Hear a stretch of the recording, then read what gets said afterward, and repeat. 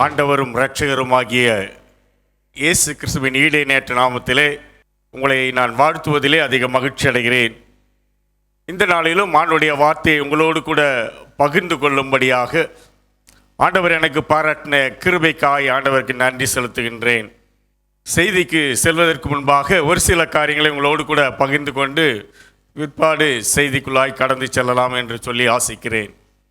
ஏற்கனவே நான் செய்தி வேளையிலே நான் சொன்ன காரியம்தான், ஆண்டவர் இந்த செய்தியின் வேளையிலே நம்மோடு கூட பேசுகிறார் என்ற காரியங்கள் எல்லாரும் நாம் அறிந்திருக்கிறோம்.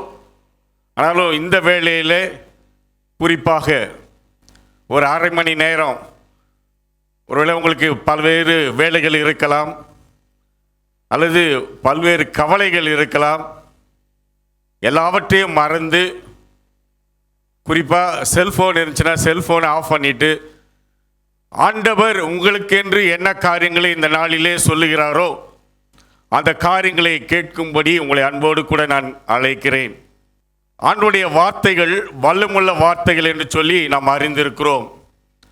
அந்த வார்த்தைகள் இன்னைக்கு உங்களுடைய வாழ்விலே தேவையான காரியங்களை அதை செய்ய வல்லமுள்ள வார்த்தைகள் என்பதை நீங்களும் நானும் உண்மையாய் நம்ம நம்பும் பொழுது மாத்திரமே அந்த வார்த்தைகள் உங்களிலே என்னிலே அது கிரியை செய்ய முடியும். எனவே தான் ஒருவேளை எல்லா காரியங்களையும் நம்ம மறந்துட்டு, ஆண்டவரே என்னோடு கூட நீங்கள் பேசுங்க அப்படின்னு சொல்லி யாரெல்லாம் உண்மையான மனதோடு கூட நீங்கள் வாஞ்சிக்கிறீர்களோ, வாஞ்சி உள்ள ஆத்மா தான் திருப்தியாகும் சொல்லி வேதவசனம் சொல்லுகிறது. அந்த வாஞ்சியோடு கூட நீங்கள் கேட்பீங்கன்னு சொன்னால், இன்றைக்கு ஆண்டவர் உங்களுக்கென்று என்ன நன்மைகளை வைத்திருக்கிறாரோ தம்முடைய வார்த்தையின்படியே, ஏன்னா அவருடைய வார்த்தைகள் வல்லமுள்ள வார்த்தைகள், அது ஜீவனுள்ள வார்த்தைகள் சொல்லி நம்ம வேதத்தில் வாசிக்கிறோம். அந்த ஜீவனை கொடுக்கிற அந்த வார்த்தைகள் இன்றைக்கும் உங்களோடு கூட அது பேச வல்லமுள்ள வார்த்தைகள். ஒருவேளை அந்த நம்பிக்கையின் அடிப்படையில் நம்ம அந்த செய்திக்குள்ளாய் கடந்து செல்வோம். கண்களை மூடி ஆண்டவரை நோக்கி நாம் வேண்டுதல் செய்வோம். ஆண்டவர் உங்களோடு கூட என்னோடு கூட பேசுகிற நேரம் அது. இதோ நான் வாசற்படியிலிருந்து கதவை தட்டுகிறேன். ஒருவன் என் சத்தத்தை கேட்டு கதவை திறந்தால் அவனோடு கூட நான் உள்ளே சென்று வாசம் செய்வேன் சொல்லி வாக்குரைத்திருக்கிற ஆண்டவர், இந்த அருமையான வேளையிலே உங்கள் அருகாமையிலே நின்று கொண்டு நீங்கள் எங்கேருந்து இந்த செய்தியை கேட்டுக்கொண்டிருந்தாலும், தொலைக்காட்சி வழியாக நீங்கள் கேட்டுக்கொண்டிருந்தாலும், யூடியூப்பில் நீங்கள் பார்த்து கொண்டிருந்தாலும், உங்கள் அருகாமையிலே வந்து ஆண்டவர் உங்களை தட்டி கொண்டிருக்கிறார். அன்புள்ள மகளே, மகனே, என்ற வார்த்தைகளை நீ கேட்க உன் உள்ளத்தை நீ திறந்து கொடுப்பாயான்னு சொல்லி உங்கள் அருகாமையில் வந்து நின்று கொண்டிருக்கிற ஆண்டவர். இதை கேட்டுக்கொண்டிருக்கிறீங்களே, உங்களுடைய உள்ளத்தை ஆண்டவருக்கு திறந்து கொடுக்க ஆயத்தமாக இருக்கிறீங்களா? உண்மையான ஆயத்தத்தோடு கூட நாம் இருக்கும் பொழுது ஆண்டவர் கண்டிப்பாக தம்முடைய வார்த்தையினாலே நம்மை நிரப்புகிற ஆண்டவர், வார்த்தையை கொண்டு நம்மை போஷிக்கிற ஆண்டவர். ஆண்டவர் இந்த நாளிலே அந்த வார்த்தைகள் வல்லமுள்ள வார்த்தைகள் சொல்லி நீங்களும் நான் உணர்ந்து கொள்கிற அந்த உணர்வை ஆண்டவர் கண்டிப்பாய் கட்டளையிடுவார். ஆண்டவர் அதுக்காக தான் காத்து கொண்டிருக்கிறார். ஐயோ, என்னுடைய அன்புள்ள மக என் வார்த்தைகளை உரிமையோடு கூட வாஞ்சியோடு கூட கேட்க மாட்டாங்களான்னு சொல்லி ஏக்கத்தோடு கூட உங்கள் அறியாமையில் நின்று கொண்டிருக்கிறார். ஆண்டவரே சொல்லும், ஆண்டவரே நான் கேட்கிறேன் சொல்லி ஆண்டவருடைய சமூகத்தில் நீங்கள் உங்களை ஒப்பு கொடுப்பீங்களா? அப்படி கேட்பீங்கன்னு சொன்னால் ஆண்டவர் கண்டிப்பாக உங்களுக்கும் எனக்கும் வைத்திருக்கிற அந்த ஆசீர்வாதத்தை அவருடைய வார்த்தையின் மூலமாக இன்னைக்கு தர வல்லமுள்ள தேவனாக இருக்கிறார். இதை நம்பிக்கையோடு கூட நீங்கள் ஏற்றுக்கொள்ள ஆயத்தமாக இருக்கிறீங்களா? ஒரு ஆண்டவருடைய கரத்தில் உங்களை ஒப்பு கொடுங்க. ஆண்டவரே, நான் என்னை ஒப்பு கொடுக்குறேன். ஆண்டவரே, நீர் என்ன பேசுகிறீரோ அதை கேட்கிற திறனை எங்களுக்கு தாங்க ராஜா. அதை கேட்டு நாங்கள் அதுக்கு கீழ்ப்படி எங்களுக்கு உதவி செய்யும். ஆண்டவரே, எங்களுடைய செவிகளை திறந்தரணும்னு சொல்லி உண்மையான மனதோடு கூட நீங்கள் கேட்பீங்கன்னு சொன்னால் ஆண்டவர் இன்றைக்கு உங்களோடு கூட பேச வல்லமுள்ள தேவனாக இருக்கிறார். ஆண்டவர் உங்களோடு கூட பேசுவதற்காக உங்கள் மத்தியிலே கடந்து வந்திருக்கிறார். அந்த அனுபவத்தை நீங்கள் பெற்றுக்கொள்ள வேண்டும் சொல்லி நான் வாஞ்சிக்கிறேன். ஆண்டவரே, என்னோடு கூட பேசுங்க சொல்லி உண்மையாக கேட்பீங்களா? கர்த்தாவே, என்னுடைய வாயின் வார்த்தைகளும் இந்த வசனத்தை இன்னைக்கு கேட்கிற அனைவருடைய இருதயத்தின் தியானமும் உம்முடைய சமூகத்திலே பிரீதியாய் இருப்பதாக. ஆமேன். அல்லேலூயா. எல்லாம் சந்தோஷமா இருக்கீங்களா? புது வருஷத்துக்குள்ளே வந்துட்டோம்ல. போன வருஷம் 2025 ஆண்டை கடந்து வருவதற்கு ஆண்டவர் கிருபை செய்து விட்டார். புது ஆண்டுக்குள்ளே வந்துட்டோம். 21 நாள் இல்லை, 20 நாள் கடந்து வந்துட்டோம். 21வது நாளை காண ஆண்டவர் கிருபை செய்திருக்கிறார். ஒருவேளை ஜனவரி 1ஆம் தேதி நிறைய வாக்கு தத்தங்களை நீங்கள் பெற்றிருப்பீர்கள், அல்லது வர செய்திகள் எல்லாம் வாக்கு தத்த செய்திகளாகவே நீங்கள் நிறைய கேட்டிருப்பீங்க.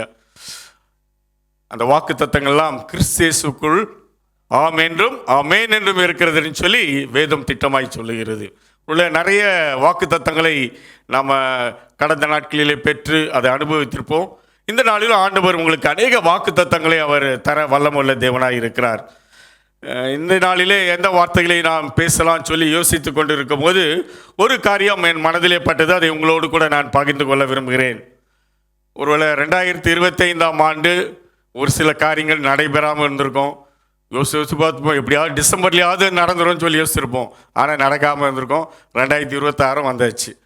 யோசிப்போம், ஒன்றா அட்லீஸ்ட் 2026ஆவது ஆண்டிலாவது இந்த காரியங்கள் எனக்கு வாய்க்குமான்னு சொல்லி ஏக்கத்தோடு கூட நீங்கள் இருப்பீர்கள்னு சொன்னால் ஆண்டவர் உங்களுக்கு கொடுக்குற வாக்குத்தத்தம் தான், கலங்காதீர்கள், கர்த்தர் காரியத்தை வாய்க்க பண்ணுவார்.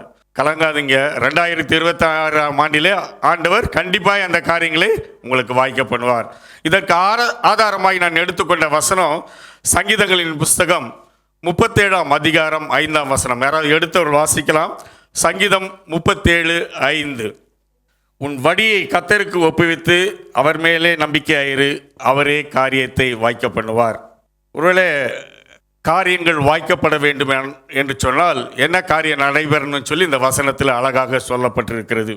கர்த்தர் மேல் உன் பாரத்தை வைத்து விடு, அவர் உன்னை ஆதரிப்பார், அவர் ஒருபோதும் நம்மை தள்ளாட விட்டார் சொல்லி வேத வசனம் சொல்லுகிறது.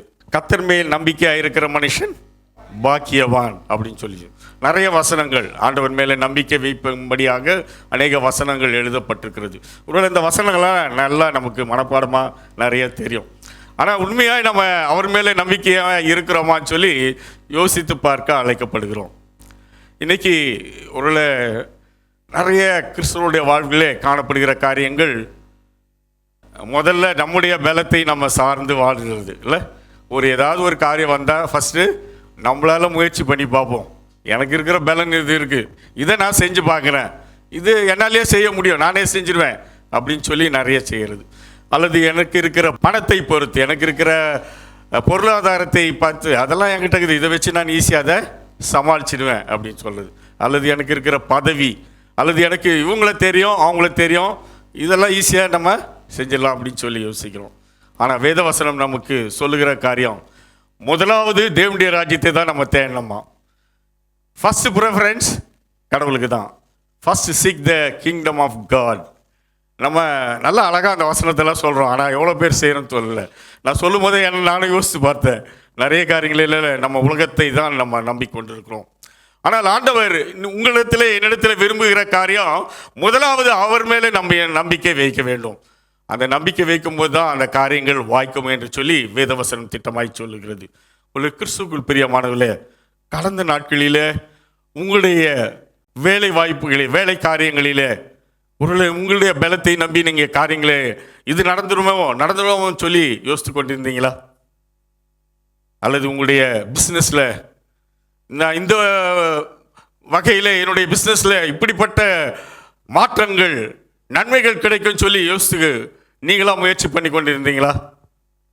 கடந்த நாட்களில் அதெல்லாம் நடக்கலைல்ல.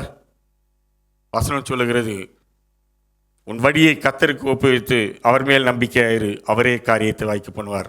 எல்லா நன்மைகளுக்கும் ஊற்றும் காரணர் அப்படின்னு சொல்லி கடவுளை குறித்து நம்ம அந்த வேதத்தில் வாசிக்கிறோம் இல்லை. உங்களுக்கும் எனக்கும் அந்த நன்மையான காரியங்கள் வர வேண்டும் என்று சொன்னால் அவர் மாத்திரமே அந்த நன்மையை தர முடியும். அவர் தருகிற நன்மையோடு கூட அவர் வேதனையை கூட்டார் சொல்லி இருக்கிறது. நம்ம அநேக வேளைகளிலே நம்முடைய சொந்த பலத்தை நம்பி நம்ம விரும்புகிற காரியத்தை செய்யும் பொழுது ஒருவேளை அந்த நன்மைகளாக இருந்தாலும் அதில் அநேக வேதனைகள் வர வாய்ப்புகள் உண்டு. ஆனால் கர்த்தர் கொடுக்கிறதுல வேதனையை அவர் கூட்டார் அப்படின்னு சொல்லி சொல்லுகிறது. அந்த ஆசீர்வாதம் தான் இன்றைக்கு நீங்களும் நானும் பெற்றுக்கொள்ள ஆண்டவர் அழைக்கிறார். சரி, இப்படிப்பட்ட காரியங்கள் கடந்த நாட்களிலே எனக்கு வர வேண்டிய ஆசீர்வாதங்கள், இந்த காரியங்கள் வாய்க்காம போனதற்கு என்ன காரணம் சொல்லி யோசித்து பார்த்துருக்கீங்களா? நிறைய பேர் அதை யோசிக்கிறதே இல்லை. ஆனால் ஆண்டவர் இதை செய்யலை அது செய்யலை அப்படின்னு சொல்லி நம்ம சொல்லி கொண்டு இருக்கிறோம் அல்லது நினைத்து கொண்டு இருக்கிறோம். ஆனால் என்னுடைய வாழ்க்கையிலே உங்களுடைய வாழ்க்கையிலே ஆண்டவர் உங்களுக்கென்று எனக்கென்று வைத்திருக்கிற அந்த ஆசீர்வாதத்தை நீங்களும் நானும் பெற்றுக்கொள்ளாததற்கு காரணம் என்ன என்று சொல்லி ஒரு நாள் நம்ம யோசித்து பார்க்குமா? அப்படி யோசித்து பார்க்கணும்னா ஆண்டவர் அதை கண்டிப்பாக நமக்கு வெளிப்படுத்துவார். அதை நாம் அறிந்து கொண்டோம் என்று சொன்னால், அதை சரி செய்வோம் என்று சொன்னால், அந்த ஆசீர்வாதத்தை நீங்களும் நானும் நம்ம பெற்றுக்கொள்ள முடியும். வேதத்தின் அடிப்படையில், இந்த வசனத்தின் அடிப்படையில் 2 காரியங்கள் நீங்களும் நானும் ஆண்டவர் நமக்கென்று வைத்திருக்கிற அந்த ஆசீர்வாதத்தை சுதந்திரித்துக் கொள்வதற்கு 2 காரியங்களை சங்கீதக்காரன் சொல்கிறான். அந்த காரியங்களை உங்கள் முன்பாக நான் வைக்க விரும்புகிறேன். முதலாவது காரியம், அந்த சங்கீதம் 37:5 முதல் பகுதியை திருப்பி யாராவது ஒரு படிங்க. உன் வழியை கர்த்தருக்கு ஒப்புவித்து, உன் வழியை கர்த்தருக்கு ஒப்புவித்து, ஒப்பு கொடுங்கள், அப்போது உங்களுடைய காரியங்கள் வாய்க்கும். அதுதான் முதல் பாயிண்ட். அதில் நம்ம மனதுக்கு விரும்பின காரியங்களை எல்லாம் செய்கிறோம். நான் என்னென்ன செய்யணும்னு நினைக்கிறோம் எல்லாத்தையும் செஞ்சுட்டு, ஆனால் நான் விரும்புகிற காரியத்தை கடவுள் செய்ய வேண்டும் என்று சொல்லி நாம் நினைக்கிறது சரியான்னு யோசிச்சு பாருங்களேன். ஒரு சின்ன பிள்ளை இருக்குது, அது தன் அப்பா அம்மா கிட்ட காரியங்களை பெற்றுக்கொள்ள வேண்டும் என்று சொன்னால் அது கரெக்டாக தெரியும். அப்பா கிட்ட என்ன காரியத்தை செஞ்சால் அப்பா நம்ம சொல்கிறதுக்கு எஸ் சொல்லுவார். அம்மா கிட்ட எப்படி போய் பேசுனா என்ன காரியத்தை பெற்றுக்கொள்ளலாம்னு சொல்லி அழகாக செய்யும். உலகத்தில் இருக்கிற மக்கள் அவ்வளோ ஞானமாய் நடந்து கொள்கிறார்கள். ஆனால் ஆண்டவரிடத்தில் போகும்போது மட்டும் நம்ம இஷ்டப்படி ஏதோ வேணால் செய்யலாம், ஆனால் நம்ம விரும்புகிறத ஆண்டவர் செய்யணும்னு சொல்லி எதிர்பார்த்தா அது சரியாக இருக்குமா என்று நம்மை யோசித்து பார்க்க உங்களை அழைக்கிறேன். ஆண்டவருக்கும் அதே தான், ஒரே சிம்பிள் தான். அவருக்கு என்ன பிரியமோ அதை நம்ம செய்யும் பொழுது அவரே காரியத்தை வாய்க்க பண்ணுவார். இதுதான் வசனம். வசனம் மட்டும் இல்லை, அதுதான் உண்மையான சத்தியமும். அதை நீங்களும் நானும் இந்த வேளையிலே அறிந்து கொள்ள வேண்டியது அதிக அவசியமாக இருக்கிறது. நிறைய பேர் என்ன பண்ணுவாங்க, தன்னை விரும்பின காரியம் நடைபெற வேண்டும் என்று சொல்லி உபவாசம் இருந்து ஜெபிப்பார்கள், அல்லது ஆண்டவருக்கு இவ்வளோ காணிக்கைகளை கொடுக்குறேன்னு சொல்லுவாங்க. எல்லாம் நல்லது தான். ஆனால் ஆண்டவர் உங்களிடத்தில் என்னிடத்தில் எதிர்பார்க்கிற அந்த காரியத்தை நீங்களும் நானும் செய்யாத பட்சத்தில் அவர் வைத்திருக்கிற அந்த காரியத்தை ஆண்டவருடைய கரத்திலேருந்து நீங்களும் நானும் பெற்றுக்கொள்ளவே முடியாது. ஆண்டவர் ஒரு காரியத்தை அதிலிருந்து தெளிவாக இந்த வேதவசனம் நமக்கு அது கற்றுக் கொடுக்கிறது. அதான் உன் வழியை கர்த்தருக்கு ஒப்பு கொடுங்கன்னு சொல்லி. நம்ம ஒப்பு கொடுக்க ஆயத்தமாக இருக்கிறோமா? வேதத்திலிருந்து ஒரு கேரக்டரை உங்களுக்கு முன்பாக வைக்க விரும்புகிறேன். பவுலை குறித்து நம்ம எல்லாம் நல்லா அறிந்திருக்கிறோம் இல்லை? பவுல் சவுலாக இருந்த பொழுது என்னென்ன காரியங்கள் எல்லாம் செய்தார்னு சொல்லி எல்லாம் அறிவோம். ஒருவேளை கிறிஸ்தவர்களை துன்பப்படுத்துவதற்காக என்னென்ன காரியம் செய்யணுமோ, அவங்களை சிறைச்சாலையில் போடுவது, அவர்களை கொலை செய்வது, அவர்களுக்கு என்னென்ன தீமையான காரியங்களை செய்ய வேண்டுமோ எல்லாவற்றையும் செய்வதற்கான அதிகாரத்தை பெற்று அந்த எண்ணத்தோடு கடந்து வருகிற ஒரு மனிதன். ஆனால் அப்பேற்பட்ட மனிதனை ஆண்டவர் சந்தித்த பொழுது அவர் எப்படி மாற்றப்பட்டார், அவர் செய்த காரியங்கள்லாம் வாய்க்கப்பட்டதுன்னு சொன்னால் அவர் எப்படி மாற்றப்பட்டு அது காரியங்களை செய்தார்னு சொல்லி நீங்களும் நானும் அறிந்து கொள்வோம் என்று சொன்னால் அது நம்முடைய வாழ்க்கைக்கு பிரயோஜனமாக இருக்கும். அதன்படி நடப்பதற்கு நம்மையும் அர்ப்பணிப்போம். ஏற்கனவே சொன்னோம், கிறிஸ்தவரை துன்பப்படுத்துவதற்காக புறப்பட்டு வந்த சவுல் ஆண்டவரை சந்தித்த பிறகு அப்படியே அவருடைய வாழ்க்கையிலே ஒரு பெரிய ஒரு மாற்றத்தை நாம் காண்கிறோம். நீங்கள் அப்போஸ்தலர் நடபடிகள் 16 அதிகாரம் 6-7 வசனங்களை நம்ம பார்ப்போம்னு சொன்னால், பவுல் ஊழியத்துக்கு பல இடங்களுக்கு கடந்து செல்வார், பல நாடுகளுக்கு அவர் கடந்து செல்வார். அப்படி அவர் பல நாடுகளுக்கு கடந்து செல்லும் பொழுது ஆசியாவுக்கு ஊழியம் செய்வதற்காக அவர் பிரயாணம் பண்ணலான்னு சொல்லி அவர் யோசித்து செயல்படுவார். அப்போ பரிசுத்த ஆவியானவரால் அவர் தடை செய்யப்பட்டார் அப்படின்னு சொல்லி வேதவசனம் சொல்லுகிறது. 2வது காரியம், பித்னியான் ஒரு நாட்டுக்கு போகிறதுக்காக ஊழியம் செய்யறதுக்காக அவர் கடந்து செல்வார். அப்பவும் அவர் போக ஒட்டாதிருந்தார், அந்த பகுதிக்கு ஊழியம் செய்வதற்கு போக ஒட்டாதிருந்தார்னு சொல்லி வேதத்தில் வசனம் சொல்லப்பட்டிருக்கும். பவுல் செல்றது ஊழியம் செய்வதற்காக போகிறார். ஆண்டவருடைய பிரியமான காரியம் தானே ஊழியத்துக்காக போகிறது. ஆனால் பவுலுடைய அனுபவத்தை பாருங்க. இந்த 2 இடத்துக்கும் போவேன்னு ஆண்டவர் சொன்ன உடனே அந்த 2 இடத்துக்கும் அவர் போகவே மாட்டார். 3வதாக இன்னொரு இடத்துக்கு மகதோனியா நாட்டுக்கு போவார், பிலிப்பு பட்டணத்துக்கு போகிறதுக்காக பிரயாசப்படுவார். ஆண்டவர் அலோ பண்ணுவார், அங்கே போய் ஊழியம் செய்வார். அநேக ஆத்துமாக்களை அவருக்கு அறுவடையாக ஆண்டவர் கொடுப்பார். அப்போ தான் அங்கே இருக்கவங்களாம் பார்ப்பாங்க, இவர் மேலே பொய்யாய் குற்றம் சாட்டி இவரை சிறைச்சாலையிலே கொண்டு போய் அவங்க விட்டாங்க. அப்போ சிறைச்சாலையிலே அவர் இருக்கிறார். கைகள் கட்டப்பட்டு காலிலே விலங்குகள் போடப்பட்டு சிறைச்சாலை கதவுகள் மூடப்பட்டு இருக்கிறது. இந்த சூழலிலே அவர் இருக்கிறார். நான் யோசித்து பார்த்தேன், பவுல் அப்போ நினச்சிருக்கலாம்ல, ஒருவேளை நானாக இருந்தால் அப்படி தான் நினச்சி பார்த்துப்பேன். ஒழுங்காக நான் ஆசியாவுக்கு போகிறேன்னு இருந்தேன், அங்கே போக விட்டுருந்தாவது இது மாதிரி சிறைச்சாலைக்கு வந்திருக்கவே மாட்டேன். பித்தானியா நாட்டுக்கு போகிறேன்னு அங்கே போய் ஊழியம் செஞ்சால் கூட இப்படி நான் கஷ்டப்பட்டிருக்க மாட்டேன் அப்படின்னு நினச்சிருக்கலாம்ல. ஆனால் பவுல் அதை குறித்து ஒரு காரியம் சொல்ல. ஆண்டவர் எங்கே அவரை அழைத்து போக சித்தமாக இருக்கிறாரோ அவருக்கு நல்லா தெரியும். ஏன்னா ஆண்டவர் எடுத்துன்னு போனா ஒரு நோக்கத்தோடு கூட தான் தம்மை அழைத்து செல்கிறாருன்னு நான் யோசித்து பார்த்தேன். ஒருவேளை நம்ம பரம்பரை கிறிஸ்தவர்களாக இருக்கிறோம், நமக்கு கூட அப்படிப்பட்ட எண்ணங்கள் இல்லைல்ல. ஆண்டவருக்காக எதிராக செயல்பட்ட ஒரு மனிதர் ஆண்டவரை ஏற்றுக்கொண்ட பிறகு எவ்வளோ தெளிவான காரியங்கள் இருக்கார் பார். ஆண்டவர் இந்த இடத்துல கூட்டின்னு வர்றாருன்னா, இந்த சிறைச்சாலையில் என்னை வைத்திருக்கிறாருன்னு சொன்னால் ஒரு நோக்கம் இருக்கும் என்பதை அறிந்து அந்த இடத்துல சிறைச்சாலையில் அவர் ஆண்டவரை துதித்து கொண்டிருக்கிறார் அப்படின்னு சொல்லி பார்த்தோம். நடந்த சம்பவங்கள் தெரியும்ல. அவருடைய சங்கிகளுக்கு எல்லாம் அறுபட்டு போனது, சிறைச்சாலையின் கதவுகள் திறக்கப்பட்டது. நான் யோசித்து பார்த்தேன், ஒருவேளை இந்த திரைப்படத்தில் தான் காமிப்பாங்க, சும்மா அந்த ஹீரோ வந்து கையை இன்னும் விலங்கு கட்டியிருந்தாலும் அவர் இழுத்து வந்துடுவார். அந்த கம்பி இதெல்லாம் ஒன்றுமே பண்ணவே முடியாதுல்ல.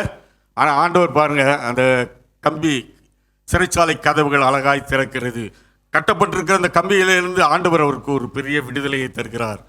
இதன் மூலமாக நீங்களும் நானும் கற்றுக்கொள்கிற காரியம் என்னென்னா, ஆண்டவருடைய சித்தத்துக்கு நீங்களும் நானும் ஒப்பு கொடுக்கும்பொழுது பெரிய காரியங்களை ஆண்டவர் செய்வார். அங்கே நடந்த நிகழ்ச்சி நமக்கு நல்லா தெரியும். அந்த சிறைச்சாலையின் காவலரில் கண்டு பயந்து ஆண்டவர் மாதிரி நாங்கள் ரட்சிப்படைவதற்கு என்ன செய்ய வேண்டும் அப்படின்னு சொல்கிறாங்க. பாருங்களேன், அந்த சிறைச்சாலையில் இருக்கிற அவரை ரட்சிப்பதற்காக பவுல் சீலாவையும் அந்த இடத்துல கூட்டின்னு போய் சிறைச்சாலையில் வைக்கிறார். அது அவங்களுக்கு நல்லா தெரியும். இங்கே எடுத்துன்னு போனாங்கன்னா யாருடைய நன்மைக்காக ஆண்டவர் ஏதோ கொண்டு போய் இருக்கிறார் என்பதை தெளிவாய் உணர்ந்ததுனாலே ஆண்டவர் அங்கே செய்கிறார். நான் யோசித்து பார்த்தேன், ஒருவேளை அந்த சிறைச்சாலை அதிகாரி அந்த இவர் ஏற்றுக்கொண்ட பிறகு சும்மா இருந்திருப்பாரா? அங்கே வர எல்லா கைதிகளுக்கும் ஆண்டவரை குறித்து அவர் சொல்லியிருப்பார். எவ்வளோ பெரிய ஆசீர்வாதம் இல்லை? பைபிளில் ஒரு வசனம் இருக்குது, ஒருவர் கீழ்ப்படிதினாலே அநேக நீதிமான்களாக்கப்படுகிறாருன்னு சொல்லி. நான் யோசித்தேன், அன்றைக்கி பவுல் அதுக்கு கீழ்ப்படிந்ததுனால அதுக்கப்புறம் எவ்வளோ பேர் அந்த காவல்காரன் இல்லை, சிறைச்சாலை காவல்காரன் ஆண்டவருக்குள்ளாய் வழி நடத்திருப்பான். கிறிஸ்துக்குள் பிரியமானவர்களே, இன்னைக்கு ஆண்டவர் உங்களையும் என்னையும் அவருடைய சித்தத்தின்படி நடப்பதற்காக அவர் அழைத்திருக்கிறார். நம்ம அவருடைய வழி என்னென்னு அறிந்து அதுக்கு ஒப்பு கொடுக்க ஆயத்தமாக இருக்கிறோமா? இல்லை, நம்முடைய வழியிலே தான் நம்ம சென்று கொண்டு இருக்கிறோமா? ஆண்டவர் உங்களிடத்தில் என்னிடத்தில் அவர் எதிர்பார்க்கிற காரியம், நீங்களும் நானும் நம்முடைய வழியை அவருக்கென்று ஒப்பு கொடுக்க வேண்டும் என்று சொல்லி அவர் விரும்புகிறார். ஒரு ஊழியக்காரர் இருந்தார். அவர் ஆண்டவருக்கென்று சிறப்பான ஊழியத்தை செய்வார். ஆண்டுடைய வார்த்தைகளை ஒவ்வொரு முறையும் பிரசங்கிக்கும் முன்பாக ஆண்டுடைய பாதத்தில் அமர்ந்திருந்து பல மணி நேரம் அமர்ந்திருந்து ஆண்டவர் என்ன சொல்லுகிறாரோ அந்த காரியத்தை மாத்திரம் அவரோடு கூட அவர் பகிர்ந்து கொள்வார். அவருக்கு வெளிநாட்டிலிருந்து அழைப்பு வந்தது. ஒருவேளை வெளிநாட்டில் இருக்கிற தமிழர்கள்லாம் இப்போ நிறைய ஊழியக்காரர்களை அங்கே கூப்பிட்டு மீட்டிங்ஸ் நடத்துவாங்க. அதே போல் அவருக்கு அழைப்பு வந்தது. அவருக்கு விமான டிக்கெட்டும் அவருக்கு அனுப்பி வைத்திருந்தார்கள். அந்த டிக்கெட் வந்த பிறகு அவர் ஆண்டுடைய பாதத்தில் உட்கார்ந்து ஜெபிக்க ஆரம்பித்தார். ஆண்டவரே, எந்த நோக்கத்திற்காக இந்த நாட்டுக்கு என்னை கொண்டு போகிறீர், அந்த நோக்கம் நிறைவேற உதவி செய்யுங்க. நான் என்ன வார்த்தைகளை அங்கே பேசணும் அப்படின்னு சொல்லி ஆண்டவருடைய சமூகத்தில் அவர் ஜெபித்து அவர் கேட்டாராம். ஆண்டவர் அவருக்கு ஒரு வசனத்தை கொடுத்தார். எடுத்தவர் வாசிக்கலாம். மார்க்கு 11ஆம் அதிகாரம் 25ஆம் வசனம். மார்க்கு 11:25. நீங்கள் நின்று ஜெபம் பண்ணும் போது ஒருவன் பேரில் உங்களுக்கு யாதொரு குறை உண்டாயிருக்குமானால் பரலோகத்தில் இருக்கிற உங்கள் பிதா உங்கள் தப்பிதங்களை உங்களுக்கு மன்னிக்கும்படி அந்த குறையை அவனுக்கு மன்னியுங்கள். இந்த வசனம் அவருக்கு கொடுக்கப்பட்டதான். இதன் அடிப்படையிலே பேசு அப்படின்னு சொல்லி அந்த குறித்த நாளும் வந்தது. அந்த கூட்டமும் ஆரம்பமானது. அந்த கூட்டத்திலே பேசுவதற்காக அவர் எழுந்து நின்று இந்த வசனத்தை அவர் வாசித்தார். நீங்கள் நின்று ஜெபம் பண்ணும் பொழுது ஒருவன் பேரில் உங்களுக்கு யாதொரு குறை உண்டாயிருக்குமானால் பரலோகத்தில் இருக்கிற உங்கள் பிதா உங்கள் தப்பிதங்களை உங்களுக்கு மன்னிக்கும்படி அந்த குறைகளை அவனுக்கு மன்னியுங்கள் அப்படின்னு சொல்லிட்டு அதன் அடிப்படையில் அன்றைக்கு பிரசங்கத்தை அவர் ஆரம்பித்தார். அன்னைக்கு பிரசங்கம் கேட்க வந்தவர்களை பார்த்து, ஒருவேளை உங்களுடைய வாழ்வில் நீங்கள் படிக்கிற இடங்களிலே அல்லது நீங்கள் வேலை செய்கிற ஸ்தலங்களிலே, இல்லது நீங்களுடைய பிஸ்னஸ் காரியங்களிலே, அல்லது ஊழிய காரியங்களிலே, உங்களுடைய குடும்பங்களிலே, உங்களுடைய உறவினர் மத்தியிலே ஒருவேளை உங்களுடைய மனதிலே யாருக்காவது கசப்பு இருக்குமானால் அதை அவளுக்கு மன்னியுங்கள் அப்படின்னு சொல்லி, நீங்கள் அப்படி மன்னிக்கும் பொழுது மாத்திரமே உங்களை ஆண்டவர் ஆசீர்வதிக்க முடியும் சொல்லி அநேக காரியங்களே அன்னைக்கு சொல்லி அவர் அந்த கூட்டத்தை முடித்தார். அநேகர் ஆண்டவருக்கு ஒப்பு கொடுத்தார்கள். ஆண்டவர் அவர் அநேகரோடு கூட பேசினார். அவர்கள் எல்லாரும் கீழ்ப்படிந்தார்கள். நாங்கள் இனி அவங்களை மன்னிக்கிறோம், இனி நாங்கள் அப்படி செய்ய மாட்டோம் என்று சொல்லி தீர்மானம் எடுத்து அந்த நாளிலே கடந்து சென்றார்கள். ஆண்டவர் அநேகரை ஆசீர்வதித்து அவருடைய தேவைகளையும் அந்த நாளிலே சந்தித்தார். கூட்டங்கள் முடிந்தது. இந்த நபர் இந்தியா தேசத்துக்கு திரும்பி வந்து விட்டார். ஆனால் அந்த கூட்டத்தை நடத்தினவர்கள் எப்பொழுதுமே யார் ஊழியக்காரர்கள் வந்தாலும் அவர்களை உபசரித்து அவர்கள் தான் எல்லா ஆயத்த பணிகளையும் செய்வார்கள். அவர்களோடு கூட ஆண்டவர் அவர்களோடு கூட பேசினார். அவர்கள் இந்திய தேசத்திலே பல ஆண்டுகளுக்கு முன்பாக இருந்த பொழுது பக்கத்தில் இருந்த ஒரு குடும்பத்தாரோடு கூட அவர்களுக்கு மனஸ்தாபம். அதனால் அவர்களோடு கூட பேசவே இல்லை. ஆனால் அவர்கள் வெளிநாட்டுக்கு சென்று விட்டார்கள். ஆண்டுகள் பல கடந்து விட்டது. ஆண்டவர் அன்றைக்கு அவர்களோடு கூட பேசினார். ஆனால் உடனே என்ன பண்ணாங்க, அவருடைய ஃபோன் நம்பர் அதெல்லாம் கிடைக்கல, யாரையோ கான்டாக்ட் பண்ணி எப்படியோ அவருடைய நம்பரை அவர்கள் வாங்கிவிட்டு உடனே அவர்களோடு கூட தொலைபேசியில் பேசி அவர்களோடு கூட ஒப்புரவாகி, நான் இவ்வளோ நாள் உங்களோடு கூட நான் இந்த மனஸ்தாபத்தில் இருந்தேன், இந்த கோபத்தில் உங்கள் மேலே இருந்தேன், மன்னியுங்கள் என்று சொல்லி மனஸ்தாபப்பட்டு ஃபோனில் சொல்லி முடித்து விட்டார்கள். அவரோட வீட்டில் அநேக நாட்களாக ஒரு ஆசீர்வாதத்திற்காக அவர்கள் காத்து கொண்டிருந்தாங்க. எவ்வளோ ஊழியங்கள் செய்கிறார்கள், எவ்வளோ காரியங்கள் எல்லாம் நிறைவாக இருந்தது. ஆனால் ஒரு குறை மட்டும் அவருடைய வாழ்விலே காணப்பட்டது. அவர்கள் சொல்லுகிற சாட்சி, என்னைக்கு நான் ஆண்டுடைய வசனத்துக்கு கீழ்ப்படிந்தனோ, யாருக்காவது மனஸ்தாபம் இருந்தால் அவங்கள மன்னிங்கன்னு சொன்னாங்களோ அன்னைக்கே நான் ஃபோன் பண்ணி அதை செய்தது நிமித்தமாக என்னுடைய வாழ்க்கையில் பல ஆண்டுகளாக ஒரு ஆசீர்வாதத்துக்காக நான் காத்திருந்தேன். ஆனால் அந்த ஆசீர்வாதம் இது வரைக்கும் எனக்கு இல்லாமல் இருந்துச்சு. நான் என்னைக்கு ஆண்டவருடைய வார்த்தைகளை கேட்டு அதன்படி நடப்பதற்கு என்னை ஒப்பு கொடுத்தனோ அன்னைக்கே ஆண்டவர் எனக்கு அந்த ஆசீர்வாதத்துக்கு கட்டளையிட்டார். கிறிஸ்துவுக்குள் அன்பானவர்களே, இதுதான் ஆண்டவர் உங்களிடத்தில் என்னிடத்தில் விரும்புகிற காரியம். ஒருவேளை இதை கேட்டு கொண்டிருக்கிற உங்களுடைய வாழ்விலும் யாரை குறித்தது மனக்கசப்பு இருக்குதோ, வைராக்கியம் இருக்குதோ, யார் கூட பேசாமல், ஒருவேளை நீங்கள் கூட தவறை செய்திருக்க மாட்டீங்க, அவங்க தான் அந்த தவறு காரணமாக இருக்கலாம். ஆனாலும் அவரை குறித்து ஒரு மனசு சாபம் இல்லை, அவளை பார்த்து சும்மா பேருக்கு தோத்திரம் நேராக போடும். ஆனால் உள்ளுக்குள்ளே இன்னும் அந்த கசப்பு, அந்த வைராக்கியங்கள், கோபங்கள் இருக்குதா? ஆண்டவர் அதை தான் இந்த நாளிலே உங்களிடத்திலிருந்து என்னிடத்திலிருந்து எடுபட வேண்டும் சொல்லி விரும்புகிறார். அவர்களை மன்னிக்கணும்னு சொல்லி சொல்கிறார். இல்லை, நல்லா அழகாக ஒரு பரமண்டல ஜபத்தில் ஒரு வார்த்தை இருக்கும் இல்லை, நீங்கள் எப்படி மற்றவர்களுக்கு மன்னிக்கிறீங்களோ அப்படி தான் நமக்கு மன்னிக்கப்படும். நல்லா அழகாக சொல்கிறோம். ஆனால் நம்ம மற்றவர்களை மன்னிக்காத பட்சத்தில் நம்முடைய பாவங்கள் மன்னிக்கப்படாது என்பதை நிச்சயமாக வேதவசனம் சொல்லுகிறது. நிறைய பேர் மற்றவங்களை மன்னிக்க மாட்டோம், ஆனால் நம்முடைய பாவத்தை மட்டும் ஆண்டவர் மன்னிச்சணும்னு சொல்லி விரும்புவோம்ல. ஆனால் ஆண்டவர் அதை செய்ய மாட்டார். வேதம் திட்டமாய் சொல்லுகிற காரியம், அதன்படி நம்ம வாழ ஒப்பு கொடுக்கும்பொழுது மாத்திரமே நீங்களும் நானும் மற்றவர்களை மன்னிக்கிற பட்சத்தில், ஒருவேளை அவங்க உங்கள் மேலே தப்பே இருக்காது, அவங்க தான் தப்பு செய்திருப்பாங்க, இருந்தாலும் மன்னிக்க உங்களையும் என்னையும் ஆண்டவர் அழைக்கிறார்.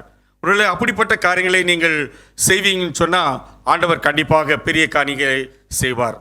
இல்லை, காணிக்கை குறித்து சொல்லும் போது சொல்லியிருக்காருல்ல, முதல்ல காணிக்கை செலுத்த வரும்போது முதல்ல போய் ஒரு சகோதரனோட ஒப்புரவாகி பின்பு வந்து அந்த காணிக்கையை செலுத்து, அப்போ தான் ஏற்றுக்கொள்வேன் அப்படின்னு சொல்கிறேன். நம்ம அப்படிப்பட்ட காரியங்களை நம்ம செய்கிறோமா? பல ஆண்டுகளாக கிறிஸ்தவர்களாய் வாழ்ந்து கொண்டிருக்கிறோம், பைபிள் வாசிக்கிறோம், நல்ல ஜெபம் பண்ணுறோம், நல்ல காணிக்கை கொடுக்குறோம், எல்லா நிகழ்ச்சிகளும் கலந்து கொள்கிறோம். ஆனால் மற்றவர்களை மன்னிக்க நமக்கு மனசு இருக்கா? நம்ம என்னதான் செஞ்சுட்டு மன்னிக்கலைன்னா இந்த வசனத்தின்படி ஆண்டவர் வைத்திருக்கிற அந்த நன்மையை நம்ம பெற்றுக்கொள்ளவே முடியாது. இன்னைக்கு ஆண்டவர் உங்களோடு கூட பேசுகிற காரியம், இன்னைக்கு யாரோடு கூட மனக்கசப்பு இருப்பதா, யாராக இருந்தாலும் பரவாயில்ல, உடனே நீங்கள் போய் அவளோடு ரீகன்சல் பண்ணுங்க, அவளோடு மனம் போடுங்க, அவளோட மன்னிப்பு கேளுங்க. ஆண்டவர் அப்பொழுது நீங்கள் உங்களுக்கென்று வைத்திருக்கிற அந்த ஆசீர்வாதத்தை நீங்களும் நானும் பெற்றுக்கொள்ள முடியும். நம்ம வசனத்தின்படி வாழ்வதற்கு தான் ஆண்டவர் ஒப்பு கொடுக்க வேண்டும் சொல்லி அநேக வசனங்கள் உண்டு. நான் இது ஒரே ஒரு காரியத்தை மாத்திரம் உங்களுக்கு மேற்கோள் காட்டி இருக்கிறேன். இது வசனத்தின்படி வாழ்வதற்கு. ஒருவேளை நீங்கள் டெய்லி பைபிள் வாசிப்பீங்கன்னு சொன்னால் அந்த நாள் வசனம் உங்களோடு கூட பேசும். அல்லது செய்திக்கு ஒரு இடத்துக்கு போயிருப்பீங்க, அந்த வசனம் உங்களுக்கான வசனம் மாதிரியே இருக்கும். அதன்படி நம்ம வாழ ஒப்பு கொடுத்துருக்குறோமா? நீங்கள் அப்படி ஒப்பு கொடுத்து பாருங்க. ஆண்டவர் உங்களுக்கு என்று வைத்திருக்கிற அந்த ஆசீர்வாதத்தை, அந்த காரியம் உங்களுக்கு கண்டிப்பாக வாய்க்க பண்ணுவார். ரெண்டாவது காரியம், ரெண்டாவது பகுதி யாரா வாசிங்க. அவர் மேல் நம்பிக்கையாயிரு, அவரே காரியத்தை வாய்க்க பண்ணுவார். நம்ம கர்த்தரை தான் நாம் நம்பணும், அப்பதான் காரியங்கள் வாய்க்கும். இன்னைக்கு நான் ஏற்கனவே சொன்னது போல உலகத்தின் காரியங்கள் அல்லது நம்மையே நம்ம சார்ந்து நம்ம நம்பும் பொழுது, நம்பி காரியங்களை நம்ம செய்யும் பொழுது அந்த காரியங்கள் வாய்க்காமல் போகிறதுக்கு வாய்ப்பு இருக்கிறது. ஆனால் கர்த்தரை நம்ம நம்பும் பொழுது அந்த காரியத்தை அவர் வாய்க்க பண்ணுவார்னு சொல்லி வேத வசனம் திட்டமாய் சொல்லுகிறது. ஒருவேளை நம்ம கர்த்தரை நம்பி இருக்கிறோமா? நம்மை ஆராய்ந்து பார்க்க நம்ம அழைக்கப்படுகிறோம். அவர் மேல் நம்பிக்கையாக இருக்கிற மனுஷன் பாக்கியவான் சொல்லி வேதத்தில் நம்ம வாசிக்கிறோம். சிலர் தங்களுடைய பலத்தை குறித்தும் குதிரை பலத்தை குறித்தும் நம்புவார்கள், ஆனால் நாங்களோ அப்படின்னு சொல்லி வசனம் இருக்கும். யார் கர்த்தர் மேலே நம்பிக்கையாக இருக்கும் பொழுது ஆண்டவர் அந்த காரியங்களை நமக்கு வாய்க்க பண்ணுவார்னு சொல்லி நம்ம வேதத்தில் வாசிக்கிறோம். வேதத்தில் அநேக உதாரணங்கள், அநேக காரியங்கள் உண்டு. அதை ஒரு சில காரியங்களை உங்களுக்கு மேல் காட்டி நான் கடந்து சொல்ல விரும்புகிறேன். தானியேலுடைய வாழ்விலே தானியேலை சிங்கக்கெபியிலே போடுகிறார்கள். சிங்கக்கெபியில் போட்டால் அதான் பசியாக இருக்கும்போது கண்டிப்பாக அதை சாப்பிட்டு தான் ஆகணும். இதுதான் ஒரு இயற்கை நியதி. ஆனால் கர்த்தர் மேல் நம்பிக்கை இல்லை, தானியேலுக்கு கர்த்தர் மேல் நம்பிக்கை இருந்துச்சு. ஏன்னா தானியேலோட அதை போட்ட அரசர் கட்டளையிட்டாரு, அவருக்கு மேலே நம்பிக்கை ரொம்ப, ஏன்னா கண்டிப்பாக காப்பாற்றுவார்னு சொல்லி அந்த நம்பிக்கையை தான் தானியேலை அந்த நாளிலே காப்பாற்றினது. கிறிஸ்துவுக்குள் அன்பானவர்களே, உங்கள் மேலே என் மேலே அந்த நம்பிக்கை இருக்கிறதா? அந்த நம்பிக்கையை நீங்களும் நானும் பெற்றுக்கொள்ள ஆண்டவர் விரும்புகின்றார். இன்னொரு கேட்டால் சாத்ராக், மேஷாக், ஆபேத்நேகோ என்ற 3 நபர்களை குறித்து நம்ம அறிந்திருக்கிறோம்.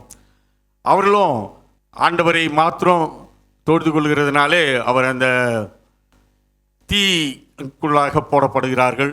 அதுவும் 7 மடங்கு அதிகமாக்கப்படுகிறது. அதை கொண்டு வந்தவர்களே அது கருகி போட்ட சூழ்நிலையில் இந்த 3 பேரும் ஒன்றுமாகாமல் இருக்கிறதை நம்ம பார்க்குறோம்.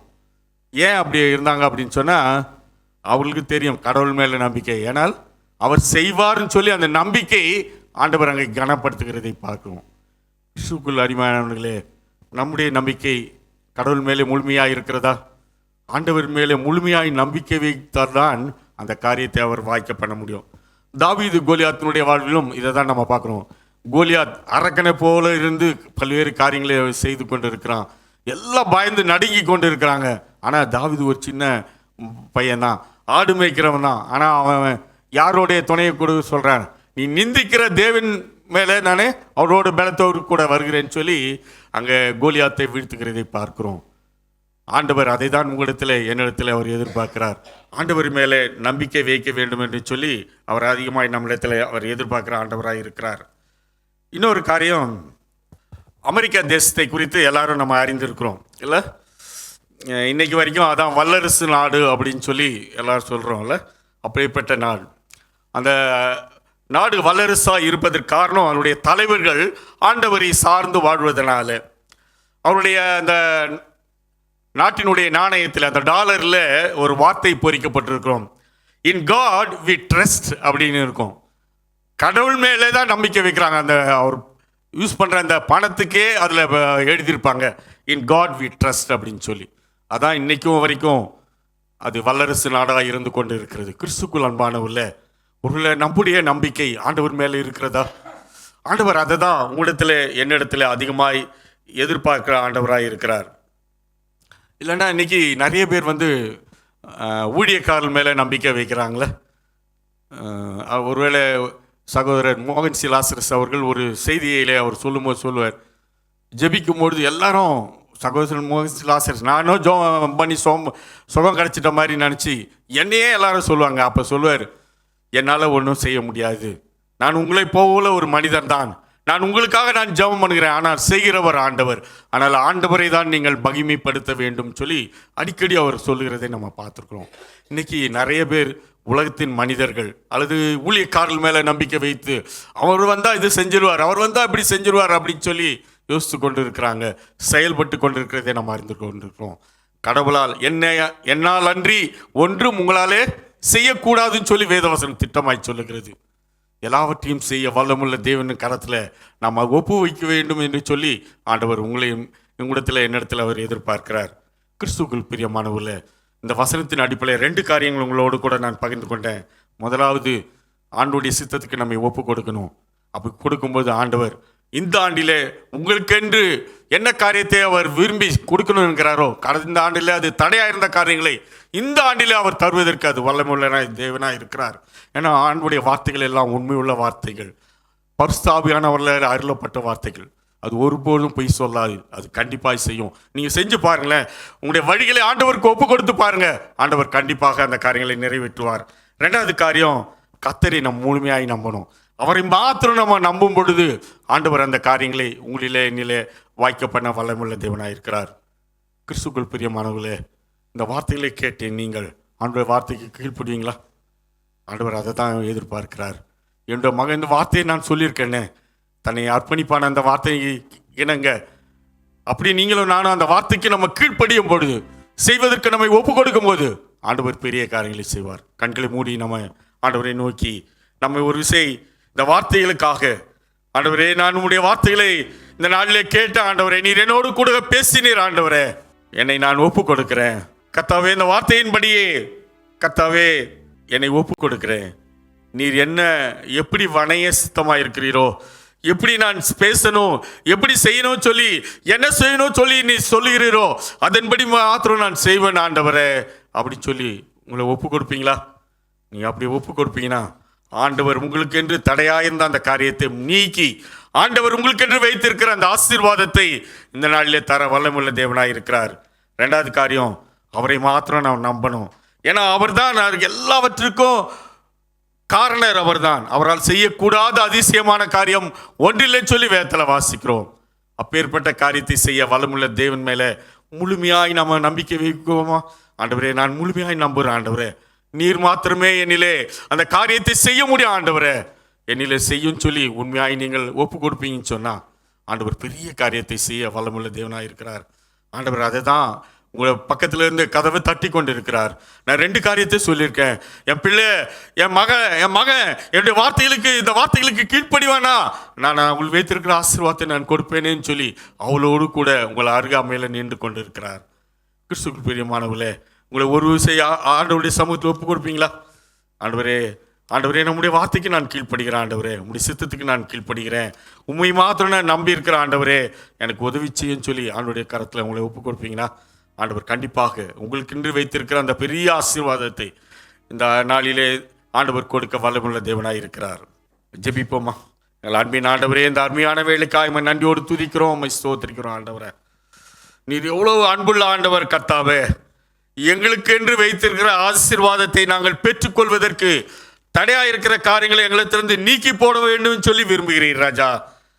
அதை உம்முடைய வசனத்தின் அடிப்படையிலே இந்த நாளில் எங்களோடு கூட நீர் பேசினதற்காக நன்றி ராஜா. எங்களுடைய வழியை உமக்கு ஒப்பு கொடுக்க இந்த நாளிலே எங்களுக்கு நீர் உதவி செய்ததற்காக நன்றி ராஜா. இந்த நாளிலே கர்த்தாவே உண்மையிலே நாங்கள் நம்பிக்கை வைக்க, முழுமையான நம்பிக்கையை வைக்க எங்களுக்கு கற்றுக் கொடுத்தீரே, ஞாபகப்படுத்தினீரே, உமக்கு நன்றி செலுத்துகிறோம் ராஜா. நாங்கள் அதை செய்வதின் நிமித்தமாக எங்களுக்கு என்று வைத்திருக்கிற ஆசீர்வாதத்தை நாங்கள் சுதந்திரித்துக் கொள்ளப் போவதற்காக உமக்கு நன்றி செலுத்துகிறோம். நீர் தொடர்ந்து ஆசீர்வதிங்க. விசேஷமாக இந்த நிகழ்ச்சியை இந்த நாளில் கிரேஸ் டிவி வழியாக பார்த்து கொண்டிருக்கிற அருமையான சகோதர சகோதரிகள் ஒவ்வொருவரையும் உடைய அன்பின் கரங்களுக்குள்ளாய் கொடுக்கிற ராஜா. உடைய வசனத்துக்கு நடுங்கிறவரே நான் நோக்கி பார்ப்பேன்னு சொல்லியிருக்கிறேன். அருமையான பிள்ளைகள் உடைய வசனத்துக்கு கீழ்ப்படிந்திருக்கிறாங்க, தங்களை ஒப்பு கொடுத்திருக்கிறார்கள் ராஜா. உடைய வசனத்தின்படியே அவளை நீர் ஆசீர்வதிக்க வேண்டும் சொல்லி நாங்கள் ஜெபிக்கிறேன். நீர் அப்படி செய்ய போவதற்காக உமக்கு நன்றி செலுத்துகிறேன். என்னென்ன தேவையோடு கூட இருக்கிறாங்களோ எல்லாரையும் உடைய கரங்களுக்குள்ளாய் கொடுக்கிற ராஜா. ஒவ்வொருவரையும் நீர் ஆசீர்வதிங்க, பலப்படுத்துங்க. அவருடைய தேவைகளை நீர் சந்திக்க வேண்டும் சொல்லி நாங்கள் ஜெபிக்கிறோம். ஒருவேளை பலவீனத்தோடு இருப்பார்கள் சொன்னால் அவளை பலவீனத்தை எல்லாம் நீக்கி போட வேண்டும் சொல்லி நாங்கள் ஜெபிக்கிறோம். உன் பலவீனத்தில் என் பலன் பூர்ணமாக விளங்கும் சொன்ன ஆண்டவர், நீ அப்படியே பலப்படுத்தினதற்காக ஸ்தோத்திரம். தேவையோடு இருக்க மக்களுக்கு கர்த்தாவே தேவைகளை சந்திக்கிற ஆண்டவர் கர்த்தாவே, எங்களுடைய வாயிலிருந்து சொல்புறாமே எல்லாவற்றையும் அறிந்த தேவன் ராஜா. கேளுங்கள் அப்பொழுது கொடுக்கப்படும் சொன்ன அன்பின் ஆண்டவர், கேட்டு பெற்றுக்கொள்கிற அனுபவத்தை நீர் தந்ததற்காய் ஸ்தோத்திரம். இந்த நாளில் அந்த அனுபவத்தை நீர் ஒவ்வொருவருக்கு நீர் தரப்போவதற்காக உம்மை நன்றியோடு துதிக்கிறோம், உம்மை ஸ்தோத்திரிக்கிறோம் ராஜா. இந்த உபவாச ஜபக்கூடுகையை துவக்கு முதல் முடிவரை நம்முடைய பிரசன்னம் இருந்ததுக்காய் நன்றி. பாடி உம்மை துதித்து உம்மை மகிமைப்படுத்தின காரியங்களுக்காய் நன்றி ராஜா. கர்த்தாவே, அநேக ஜப விண்ணப்பங்கள் நம்முடைய சமூகத்திலே கர்த்தாவே நீர் கேட்கும் பொழுது தருவின்னு சொல்லி நம்பிக்கையோடு கூட ஏறெடுக்க நீர் உதவி செய்ததற்காக நன்றி ராஜா. நீ செய்த நன்மைகளுக்காய் சாட்சியாய் பகிர்ந்து கொள்ள நீர் உதவி செய்ததற்காக உமக்கு நன்றி செலுத்துகிறோம் ராஜா. இந்த நாளில் உம்முடைய வார்த்தைகளை கொண்டு எங்களை பலப்படுத்தினீரே, அதற்காக நன்றி ராஜா. அதற்குரிய ஆசீர்வாதத்தை பெற்றுக்கொள்ள உதவி செய்யுங்க. தொடர்ந்து நம்முடைய கரத்துக்குள்ளாய் நாங்கள் ஒப்புக் கொடுக்கிறோம். கிரேஸ் டிவியின் ஊழியங்களை தொடர்ந்து ஆசீர்வதிங்க. வரும் நாட்களில் தொடர்ந்து இந்த ஊழியங்கள் நம்முடைய நாமமிக்காய் நடைபெற நீர் உதவி செய்ய வேண்டும் சொல்லி நாங்கள் ஜெபிக்கிறோம். நீ செய்வதற்காக உமக்கு நன்றி செலுத்துகிறோம். சகல துதி கன மகிமை மக்கே செலுத்துகிறோம். மீட்பர் இயேசுவின் மூலம் ஜெபம் கேளும் நல்ல பிதாவே, ஆமென்.